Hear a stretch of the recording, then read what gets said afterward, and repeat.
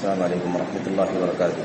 الحمد للہ رب العالمین والصلاة والسلام علی اشرف الانبیاء والمرسلین نبینا محمد وعلی آلہ واصحابہ اجمعین وبعد. یقول اللہ سبحانہ وتعالی یا ایھا الناس کلوا مما فی الارض حلالا طیبا ولا تتبعوا خطوات الشیطان انہ لکم عدو مبین. اللہ تبارک و تعالی نے اپنی توحید کا تذکرہ فرمایا اور اسی کے ساتھ ساتھ جو لوگ اللہ تبارک و تعالی کے ساتھ غیر اللہ کو شریک کرتے ہیں اور ان سے ایسی ہی محبت کرتے ہیں جیسے اللہ سے محبت ہونی چاہیے، اور اسی طرح سے ان لوگوں کا انجام کیا ہوگا، وہ ساری باتیں اللہ تبارک و تعالیٰ نے بیان فرمائی. اس کے بعد یہاں سے اللہ تبارک و تعالیٰ نے ساری انسانیت کو اس بات کا حکم دیا کہ اللہ تبارک و تعالیٰ کی دی ہوئی حلال اور پاکیزہ روزی کھائیں. میرے بھائیوں، انسانی زندگی میں حلال کا مقام بہت عظیم ہے، حلال کی اہمیت بہت زیادہ ہے. اسی طرح سے حرام، ناپاک، باطل جو کچھ بھی ہے، خواہ وہ کھانے پینے کی چیز ہو یا استعمال کرنے کی، حرام کی لعنت اور اس کا انجام بہت ہی زیادہ خطرناک ہے. یہاں ہم دیکھیں کہ اللہ تبارک و تعالیٰ نے فرمایا ہے کہ اے لوگو، تمام انسانیت کو حکم دیا جا رہا ہے کہ اے لوگو حلال کھاؤ.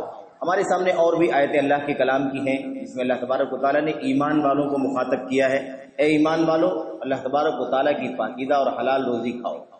اور یہی نہیں، اس کے بعد پھر مزید ہمیں اللہ کے کلام کی آیتوں میں یہ بھی ملتا ہے کہ اللہ تعالیٰ نے اپنے نبیوں کو اور اپنے رسولوں کو بھی اس بات کا حکم دیا ہے کہ حلال اور پاکیزہ کھائیں. تو غرض آپ دیکھیں کہ ساری انسانیت کو اسی کا حکم دیا گیا، خصوصیت کے ساتھ ایمان والوں کو بھی اسی کا حکم دیا گیا. اسی طرح سے اللہ تبارک و تعالیٰ نے خاص طور پر انبیاء علیہ الصلوۃ والسلام کو بھی اس کا حکم دیا کہ انبیاء بھی حلال اور پاکیزہ کھائیں. جبکہ انبیاء کے بارے میں ہم اور آپ جانتے ہیں کہ انبیاء اور رسول علیہ الصلوۃ والسلام ان کے بارے میں تصور بھی نہیں کیا جا سکتا کہ کہیں حرام کی ملاوٹ ہو سکتی ہے، ایک ذرہ بھی. لیکن یہ اس بات کی تاکید ہے کہ اللہ تبارک و تعالیٰ جب اپنے نبیوں کو، اپنے رسولوں کو حکم دیتا ہے کہ حلال کھائیں، تو پھر بقیہ ایمان والوں کو کیا کرنا چاہیے اور پھر تمام انسانیت کو کیا کرنا چاہیے. یہ عموم ہے، خصوص ہے. عموم کے ساتھ بھی حکم دیا گیا انسانیت کو، اور خصوصیت کے ساتھ اللہ تعالیٰ نے اپنے نبیوں کو اور رسولوں کو بھی حکم دیا کہ وہ حلال اور پاکیزہ کھائیں.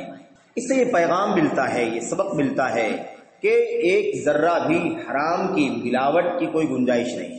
اللہ فرماتا ہے کہ ہم نے جو تم کو روزی دی ہے اس میں سے حلال کھاؤ.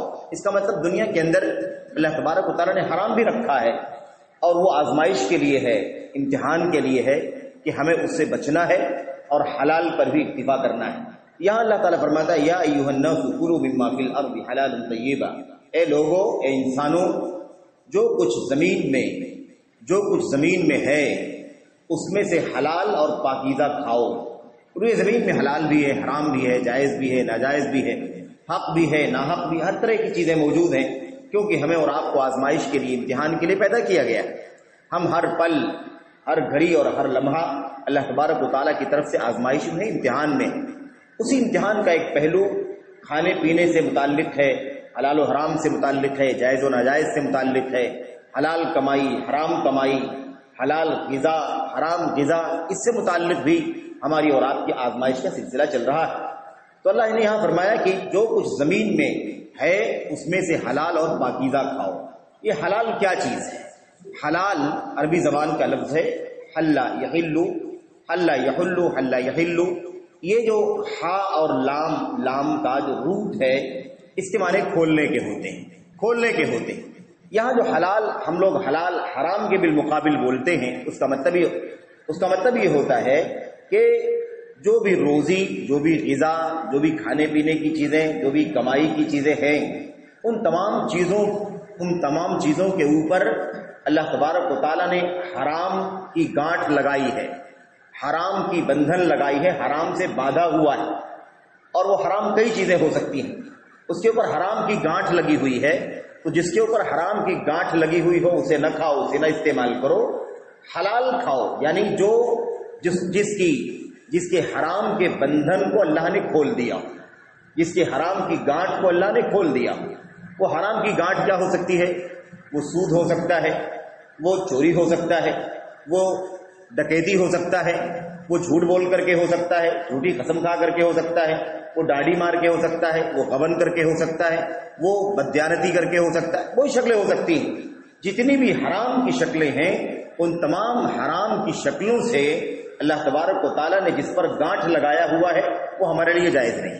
جن چیزوں کو اللہ تبارک و تعالیٰ نے، جس غذا کو، جس روزی کو اللہ تبارک و تعالیٰ نے حرام کی گانٹھ سے کھول دیا ہے، حرام کی گانٹھ کو کھول دیا ہے اور وہ کھلا ہوا ہے کہ اس پر حرام کی گانٹھ نہیں لگی ہوئی ہے، اس کو ہم استعمال کر سکتے ہیں۔ یہی مطلب ہے حلال کا، کہ حلال حرام کی بندش سے باہر ہے، اس کے اوپر حرام کی کوئی بندش نہیں ہے، حرام کی کوئی گرہ نہیں لگی ہوئی ہے، بلکہ وہ حرام کی گرہ سے کھلا ہوا ہے اور اس کے اوپر کوئی پابندی نہیں ہے۔ میرے بھائیوں، اسے ہم حلال کہتے ہیں۔ اسی طرح سے اب ہمیں یہ بھی جاننا ہوگا کہ اللہ تبارک و تعالیٰ نے حلال کھانے کا حکم دیا ہے، حلال کھانے کا، پاکیزہ کھانے کا حکم دیا ہے، یعنی حرام سے اور ناپاک سے بچنے کا حکم دیا ہے۔ تو اللہ تبارک و تعالیٰ کی کتاب میں، نبی صلی اللہ علیہ وسلم کی سنت میں، امت کے سلف صحابہ کرام تابعین کی زندگیوں میں ہمیں یہ علم حاصل کرنے کی ضرورت ہے کہ حلال کیا ہے، حرام کے بندھن کس کس چیز پر لگے ہوئے ہیں، حرام کی گانٹھ کیا کیا ہوتی ہے، حرام کی گرہ کس کس چیز کو کہا جاتا ہے۔ جس جس چیز پر حرام کی گرہ لگی ہوئی ہے اسے چھوڑ دینا ہے۔ جس چیز کے بارے میں یہ کنفیوژن ہو کہ اس پر حرام کی گرہ لگی ہے یا نہیں لگی ہے، وہ شک شبہے کے دائرے میں ہے، اسے بھی حرام سمجھ کر کے چھوڑ دینا ہے۔ یہ تعلیم ہے اللہ کی کتاب کی، اللہ کے نبی محمد رسول اللہ صلی اللہ علیہ وسلم کی سنت کی۔ بہرحال میرے بھائیوں، تو اللہ تبارک و تعالیٰ فرماتا ہے جو کچھ روئے زمین میں ہے اس میں سے حلال اور پاکیزہ تم کھاؤ، اور آگے اللہ نے فرمایا وَلَا تَتَّبِعُوا خُطُوَاتِ الشَّيْطَانِ، اور شیطان کے خطوات کی پیروی نہ کرو۔ یہ آپ دیکھیں کہ اللہ تبارک و تعالیٰ نے یہ جو بات بیان فرمائی ہے کہ اللہ تبارک و تعالیٰ کی حلال اور پاکیزہ غذا کو، حلال اور پاکیزہ روزی کو کھاؤ، اس کے ساتھ ساتھ جو اللہ نے فرمایا کہ شیطان کی خطوات، خطوہ کے معنی اصل میں ہوتے ہیں قدم۔ آدمی ایک قدم رکھتا ہے، اس کے بعد دوسرا پیر اٹھا کر کے اس کے آگے رکھتا ہے، یہ دونوں کے بیچ کا جو گیپ ہے اس کو خطوہ کہتے ہیں۔ اسی لیے کہتے ہیں خطوات الشیطان، یعنی شیطان کے نقش قدم۔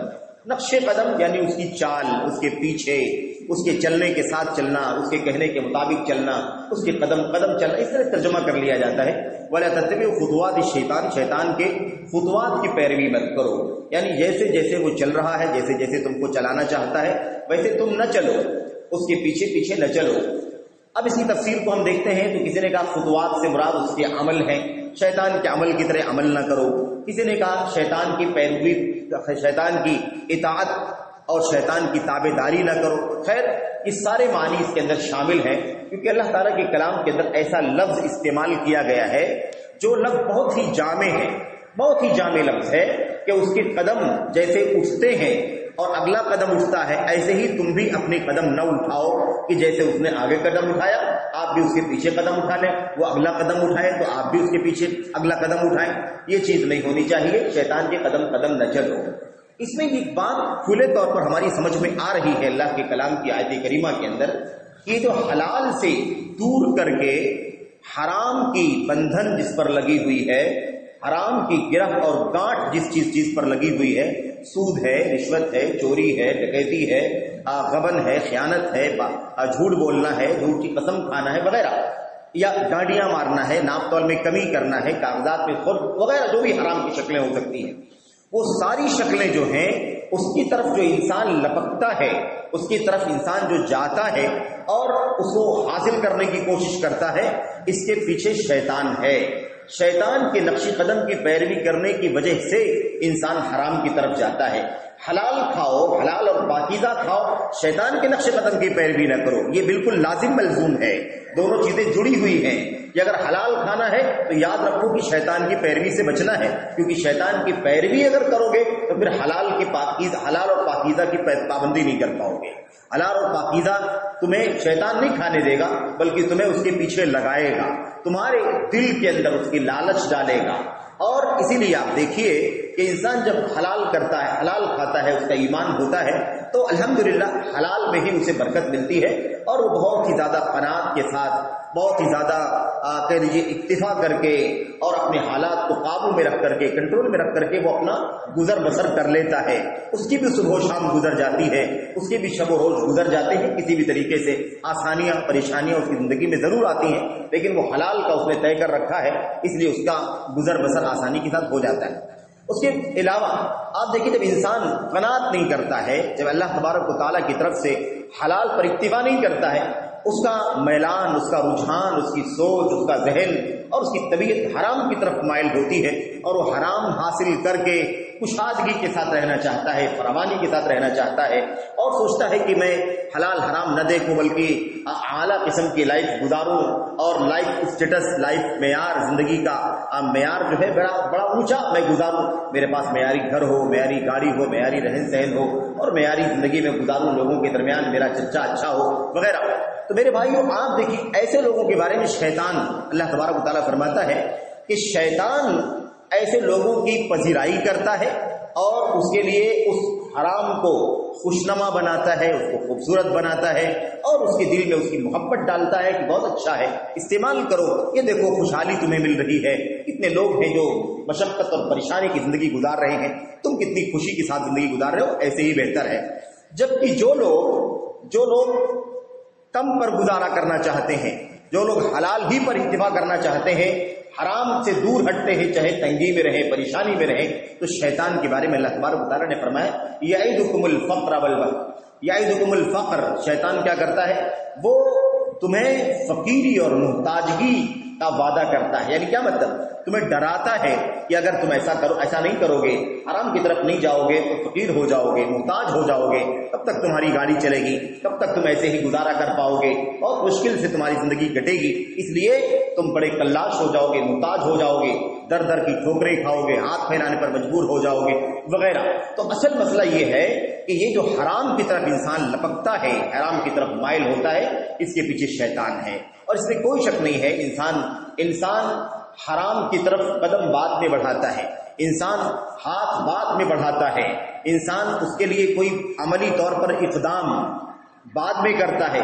سب سے پہلے شیطان کی طرف سے یہ ذہن میں، دل میں، طبیعت میں یہ چیز پیدا ہوتی ہے کہ لالچ لگتی ہے انسان کو لالچ ہوتی ہے حرام کی، اور زیادہ فائدے کی، زیادہ آمدنی کی، حرام طریقے سے آ رہی ہے تبھی تو اللہ تبارک و تعالیٰ نے اسی لیے اس بات کو سمجھا دیا کہ اے لوگو، حلال اور پاکیزہ روئے زمین میں میری جو حلال اور پاکیزہ رزق ہے اسے تم کھاؤ، وَلَا تَتَّبِعُوا خُطُوَاتِ الشَّيْطَانِ، اور تم شیطان کے قدم کی پیروی نہ کرو، شیطان کی نقش قدم کی پیروی نہ کرو۔ مسئلہ یہ ہے کہ شیطان جو ہے اس حلال کو حرام بتاتا ہے، اور حرام کو خوبصورت بنا کر کے پیش کرتا ہے۔ یہ عجیب و غریب مسئلہ ہے شیطان کا۔ اللہ کے نبی محمد رسول اللہ صلی اللہ علیہ وسلم نے ارشاد فرمایا، آپ نے بیان فرمایا کہ اللہ تبارک و تعالیٰ فرماتا ہے، حدیث قدسی ہے، یعنی نبی کریم صلی اللہ علیہ وسلم اپنے رب سے، اللہ تبارک و تعالیٰ سے روایت کرتے ہیں کہ اللہ تبارک و تعالیٰ فرماتا ہے، انی خلقت عبادی حنفاء کلہم، میں نے اپنے سارے بندوں کو سب سے کٹ کر کے صرف اپنی طرف مائل ہونے والا پیدا کیا ہے۔ اللہ تبارک و تعالیٰ فرماتا ہے، انی خلقت عبادی حنفاء کلہم، میں نے سارے بندوں کو اپنے حنفاء پیدا کیا۔ حنفاء کا مطلب کیا ہوتا ہے؟ اللہ کے سوا جتنے باطل معبودان ہیں، جتنے شیاطین ہیں، ابلیس ہیں، شیطانوں کے ہتھ کنڈے ہیں، بت پرستی ہے، شرک وغیرہ، ان تمام چیزوں سے کٹ کر کے، قطع تعلق کر کے صرف اپنی طرف مائل ہونے والا پیدا کیا ہے۔ یہ ہے اللہ تبارک و تعالیٰ نے جو ہماری اور آپ کی پیدائش کی ہے اس کا اصول۔ اللہ تبارک و تعالیٰ نے ہمارے اندر ایسا کوئی بھی داعیہ نہیں رکھا ہے میرے بھائیوں کہ ہم شرک کریں، ہم باطل کی طرف جائیں، بتوں کی پرستش کریں، غیر اللہ کے سامنے ہاتھ اٹھائیں، ایسا کوئی داعیہ نہیں رکھا ہوا ہے۔ فطرت میں ہمارے توحید ہے، فطرت میں ہمارے شرک نہیں ہے، بلکہ ہماری فطرت میں شرک سے بیزاری ہے، کفر سے بیزاری ہے۔ یہ اللہ تبارک و تعالیٰ فرماتا ہے۔ اللہ آگے فرماتا ہے، اللہ کے نبی فرماتے ہیں کہ اللہ تعالیٰ کہتا ہے، ثم انہم اتتہم الشیاطین، پھر بعد میں شیطان ان کے پاس آئے، فَأَمَرَتْهُمْ أَن يُشْرِكُوا بِي مَا لَمْ أُنَزِّلْ بِهِ سُلْطَانًا، اور ان شیطانوں نے آ کر کے میرے بندوں کو حکم دیا کہ میرے ساتھ شریک ٹھہرائیں، ایسے لوگوں کو شریک ٹھہرائیں جن کا ساجیدار بنانے کی ہم نے کوئی دلیل نہیں اتاری، کوئی دلیل ہے ہی نہیں کہ کوئی میرا ساجیدار ہوگا، شریک ہوگا، لیکن ان لوگوں نے، شیاطین نے ان کے پاس آ کر کے، میرے بندوں کے پاس آ کر کے ان کو اللہ تبارک و تعالیٰ فرماتا ہے کہ میرا شریک بنایا۔ اس کے بعد کیا فرمایا اللہ تعالیٰ؟ فرماتا ہے اسی کے اندر، اسی حدیث میں اللہ کریم فرماتے ہیں وَأَحْلَلْتُ لَهُمْ وَأَحَلَّتْ لَهُمْ مَا حَرَّمْتُ عَلَيْهِمْ۔ اللہ تبارک و تعالیٰ فرماتا ہے کہ میں نے ان لوگوں کے لیے جو کچھ حرام کیا، ایک تو میں نے شرک کا حکم نہیں دیا، لیکن شیاطین نے آ کر کے ان کو شرک کا حکم دیا۔ دوسرا کام کیا کیا؟ جو کچھ میں نے ان کے اوپر حرام کیا ہے ان تمام چیزوں کو آ کر کے ان شیاطین نے ان کے لیے حلال کر دیا ہے۔ آپ دیکھیں جیسے اللہ کا کلام قرآن کریم کہتا ہے کہ شیطان کے نقش قدم کی پیروی نہ کرو، حلال کھاؤ، ایسے اللہ کے نبی علیہ السلام فرماتے ہیں کہ اللہ تعالیٰ حدیث قدسی میں کہتا ہے کہ میں نے اپنے بندوں کو اپنا بندہ پیدا کیا ہے، میری طرف مائل ہونے والے ہیں، وہ کسی اور کی طرف نہیں جانے کی فطرت ہے ان کے اندر، لیکن شیطان ان کے پاس آتا ہے، انہیں شرک کی دعوت بھی دیتا ہے، شرک کرنے کا بھی حکم دیتا ہے، اسی طریقے سے انہیں ان تمام چیزوں کو جس کو میں نے ان کے لیے حرام کیا ہے اس کو حلال ٹھہراتا ہے۔ اب وہ آتا ہے، وہ کہتا ہے کہ یہ سود نہیں ہے، سود ہے، لیکن کہتا ہے سود نہیں ہے، حلال ہے تیرے لیے، کھا۔ تو سود سمجھتا ہے یہ سود نہیں ہے، اسے تم رشوت سمجھتا ہے، رشوت نہیں ہے، تو چائے پانی ہے مثال کے طور پر۔ یا ایسے ہی مثال کے طور پر میرے بھائیوں بہت ساری جو حرام کی شکلیں ہیں، خرد برد کی شکلیں ہیں، ڈانڈیاں مارنے کی شکلیں ہیں، اور لین دین کے اندر بہت کچھ غیر مناسب ناجائز تصرفات کا مسئلہ ہے، یہ سارے کام شیاطین کرواتے ہیں۔ تو اللہ تبارک و تعالیٰ نے یہ بات بیان فرما دی میرے بھائیوں کہ شیاطین کے نقش قدم کی پیروی نہ کرو، انہ لکم عدو مبین، بے شک شیطان تمہارا کھلا ہوا دشمن ہے۔ شیطان کھلا ہوا دشمن ہے، اس کی عداوت واضح ہے، اس کی دشمنی واضح ہے۔ اس نے ہمارے میرے بھائیوں آبا، ہمارے باپ حضرت آدم علیہ السلام، ہماری ماں حضرت حوا علیہ السلام کو بھی ورگلایا۔ آپ دیکھیے یہ بھی غور کرنے کا پہلو ہے کہ جس چیز کو اللہ نے حرام کیا تھا، سب سے پہلا کام شیطان نے آدم اور حوا علیہ السلام کے ساتھ کیا کیا؟ ایک حرام کو ان کے سامنے حلال کر کے پیش کر دیا۔ ساتھ ہی ساتھ یہ نہ سمجھیں کہ شیطان آئے گا اور بس حلال کو حرام ٹھہرائے گا، حرام کو حلال ٹھہرائے گا، نہیں، اس کے لیے اس کے پاس شبہات ہوں گے، کنفیوژن پیدا کرنے والی چیزیں ہوں گی، لالچ پیدا کرنے والی چیزیں ہوں گی، رجھانے والی، ورگلانے والی چیزیں ہوں گی۔ اللہ تبارک و تعالیٰ نے ساری باتیں بیان فرمائی۔ تو آدم علیہ السلام اور حوا علیہ السلام ان دونوں کے بارے میں اللہ تبارک و تعالیٰ نے صاف قرآن کریم میں بار بار بیان فرمایا ہے، کئی بار واقعے کو دہرایا گیا ہے، اس میں صاف صاف یہ بات بیان کی گئی ہے کہ ابلیس نے، شیطانی لعین نے، ابلیس لعین نے کیا کیا؟ آدم اور حوا علیہ السلام کے پاس آ کر کے کہنے لگا اس پودے کے بارے میں، اس شجرہ، اس پودے کے بارے میں جس کو اللہ تعالیٰ نے حرام کر دیا تھا کہ تم سب کچھ کرو، کھاؤ پیو رہو خوشحالی کے ساتھ، فراوانی کے ساتھ، جنت کی نعمتوں سے فائدہ اٹھاؤ، لیکن شرط یہ ہے کہ یہ پودا میں نے حرام کر دیا ہے، اس پودے کے قریب نہیں جانا، وَلَا تَقْرَبَا هَٰذِهِ الشَّجَرَةَ، اس پودے کے قریب بھی نہیں جانا، اسے کھانا استعمال کرنا تو دور کی بات ہے، اس کے قریب بھی نہیں جانا۔ آپ دیکھیے اللہ تبارک و تعالیٰ نے اسے حرام کر دیا، لیکن شیطان نے کیا کیا؟ شیطان نے آ کر کے آدم اور حوا کو سمجھایا کہ نہیں، یہ حرام نہیں، یہ منع نہیں ہے، اس کے پیچھے وجہ سمجھو، تمہیں اللہ تبارک و تعالیٰ نے اس پودے کو کھانے سے منع کیوں کیا ہے، وجہ کیا ہے، وہ تو غور کرو۔ آپ سوچئے کہ کس طرح سے ورگلاتا ہے۔ یہ ہے شیطان کا قدم، یہ ہے شیطان کے خطوات، شیطان کے نقش قدم۔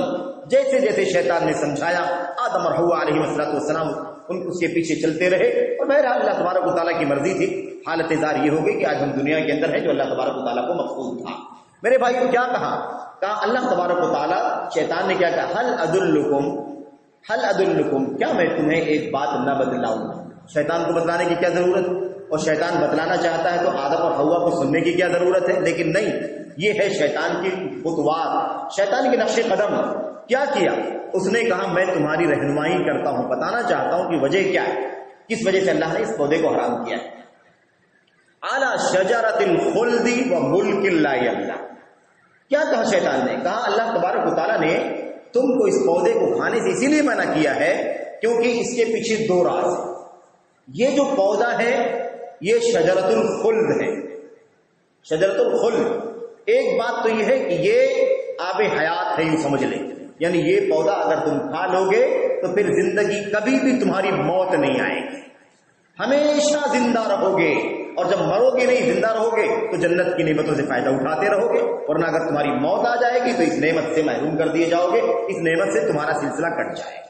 تو ایک بات تو یہ کہا کہ یہ شجرۃ الخلد یعنی ہمیشہ زندہ رہنے والا درخت ہے، ہمیشہ۔ دوسری چیز یہ ہے کہ یہ کھانے کے بعد تمہیں ایسی بادشاہت ملے گی کہ جو بادشاہت کبھی ختم نہیں ہوگی۔ آپ بتائیے کہ جنت میں رہنے کے بعد کس بادشاہت کی ضرورت؟ جنت میں رہنے والے کو کس بادشاہت کی تمنا ہے، کس بادشاہت کی ضرورت ہے؟ یہ ساری باتیں سوچنے کی ہیں۔ ہم اور آپ آج غور کرتے ہیں اللہ کے کلام کی ان آیتوں پر تو بات سمجھ میں آتی ہے کہ کس طریقے سے شیطان کے خطوات ہیں، شیطان کیسے ورغلاتا ہے، شیطان کیسے ذہنوں کو تبدیل کرتا ہے، کیسے ذہنوں میں لالچ پیدا کرتا ہے اور انسان کو رجھاتا ہے، حرام کی طرف لے کے چلا جاتا ہے۔ آپ دیکھیے دو باتیں کہہ دیا، کہا اس پودے کو کھا لو گے تو کبھی موت نہیں آئے گی اور ایسی بادشاہت ملے گی جو بادشاہت کبھی ختم نہیں ہوگی۔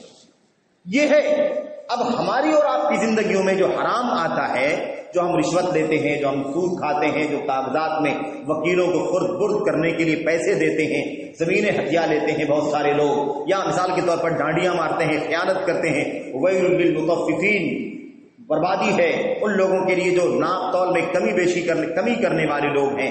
آپ دیکھیے، اور اس کے علاوہ چوری، ڈکیتی، جھوٹ بول کر کے، جھوٹی قسمیں کھا کر کے، خیانت کر کے، غبن کر کے، دھوکہ دے کر کے وغیرہ، جتنے بھی طریقے حرام کے رائج ہیں ہمارے اور آپ کے بیچ میں، ہماری اور آپ کی سوچ اگر اس کی طرف جاتی ہے، ہم اور آپ اس کی طرف مائل ہوتے ہیں، تو آپ سوچئے کہ کچھ نہ کچھ معاملہ اس کا ہے کہ لالچ کا مسئلہ ہے، لالچ کا مسئلہ ہے، یہ ہے حرام ہے۔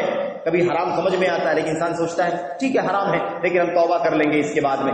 انسان کو شیطان کیا کرتا ہے؟ ورغلاتا ہے، دھوکے میں ڈالتا ہے۔ میرے بھائیو، اللہ نے اس بات کو صاف بیان فرما دیا ہے کہ اس کے قدم کے پیچھے نہ چلو، کیونکہ وہ تمہارا کھلا ہوا دشمن ہے۔ یہ دشمنی اس کی ایمان اور عقیدے سے شروع ہوتی ہے، توحید سے دور کرنے سے شروع ہوتی ہے، اور آخری چھوٹی سی چھوٹی نیکی تک جاتی ہے۔ وہ کوشش کرتا ہے سب سے پہلے کہ اس کا جو حملہ ہے وہ انسان کے ایمان و عقیدے پر ہو۔ پہلے چاہتا ہے کہ اس کو کافر بنا دے، اس کو مرتد بنا دے، اس کو مشرک بنا دے، اس کو توحید سے دور کر دے، یہ اس کی پہلی کوشش ہوتی ہے۔ اگر اس میں کامیاب نہیں ہوتا ہے تو نیچے اترتا ہے، بدعت کی طرف آتا ہے، حرام کبیرہ کی طرف آتا ہے، صغیرہ کی طرف آتا ہے، اس طرح سے وہ نیچے اترتا ہے۔ اگر اس سے کچھ نہیں ہوتا ہے تو کم سے کم کسی فضیلت والے کام سے ہی بندے کو دور کر دیتا ہے کہ ٹھیک ہے آج فضیلت سے دور جائے گا، کل چھوٹا گناہ کرے گا، پرسوں بڑا گناہ کرے گا، اس کے بعد بدعت کرے گا، اس کے بعد شرک بھی کرے گا۔ یہ شیطان کے ہتھ کنڈے ہیں۔ تو اللہ تبارک و تعالیٰ فرماتا ہے یاد رکھو یہ تمہارا کھلا ہوا دشمن ہے، اسے دوست مت سمجھنا۔ ان الشیطان لکم عدو فاتخذوه عدوا انما يدعو حزبه ليكونوا من اصحاب السعیر۔ اللہ فرماتا ہے شیطان تمہارا دشمن ہے، اس لیے تم اسے اپنا دشمن ہی سمجھو، اسے دوست نہ سمجھو۔ یہ چاہتا ہے کہ اپنی پارٹی کے لوگوں کو جو اس کی بات مان لیں، جو اس کے قدم قدم چلیں، جو اس کی پیروی کریں، وہ چاہتا ہے کہ اپنی پارٹی کے لوگوں کو دہکتی بھڑکتی ہوئی آگ کا ایندھن بنا دے، جہنم میں داخل کر دے۔ تو یہ ہے میرے بھائیو شیطان، اور شیطان کے بارے میں اللہ تبارک و تعالیٰ نے آگے مزید اگلی آیت میں وضاحت فرمائی ہے جس کے بارے میں کل بات ہوگی۔ تو اللہ تبارک و تعالیٰ سے دعا کریں کہ اللہ تبارک و تعالیٰ ہمیں اور آپ کو ساری انسانیت کو حلال پر اکتفا کرنے کی توفیق عطا فرمائے، حلال پر جس کے ساتھ حرام کی کوئی بندش نہیں ہے، نہ چوری ہے، نہ ڈکیتی ہے، نہ خیانت ہے، نہ سود ہے، نہ رشوت ہے، نہ اس کے اندر کوئی بدیارتی ہے، نہ جھوٹی قسم ہے، نہ کوئی خرد برد ہے، نہ کوئی ڈانڈی مارنا ہے، کمی بیشی کا کوئی معاملہ نہ ہو۔ حرام کی جتنی بھی شکلیں ہو سکتی ہیں ان تمام بندھنوں سے وہ آزاد ہو اور پورے اطمینان کے ساتھ اس کے حلت کا، اس کے حلال ہونے کا اطمینان ہو۔ انسان کو اللہ تبارک و تعالیٰ وہی کمانے وہی کھانے کی توفیق عطا فرمائے۔